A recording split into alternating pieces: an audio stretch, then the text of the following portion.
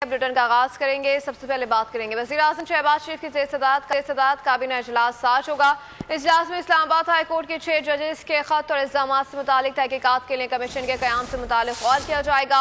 इजलास में inquiry commission की तश्कील की मंजूरी भी लिए जाने का इम्कान है। 6 जजेस से सुप्रीम जुडिशल काउंसिल के नाम खत में कहा था कि उन्हें बाज़ इदारों की जानिब से दबाव और हरासानी का सामना है। इसी मामले पर वज़ीर-ए-आज़म शहबाज शरीफ की चीफ जस्टिस सुप्रीम कोर्ट से मुलाकात भी हुई थी। इसी हवाले से मज़ीद तफसीलात जानेंगे फहाद चौधरी से। जी फहाद, बताइए।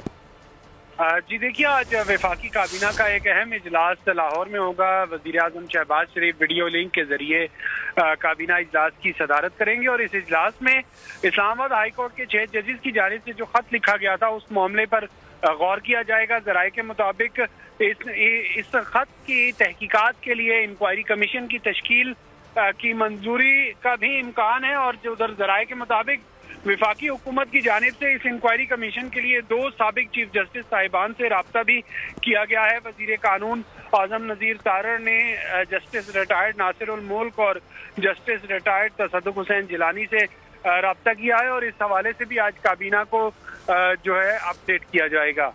जी अच्छा फहाद, ये बताइएगा कि वीडियो लिंक के जरिए भी कुछ अरकान ज्वाइन करेंगे, तो उन अरकान में कौन कौन शामिल है?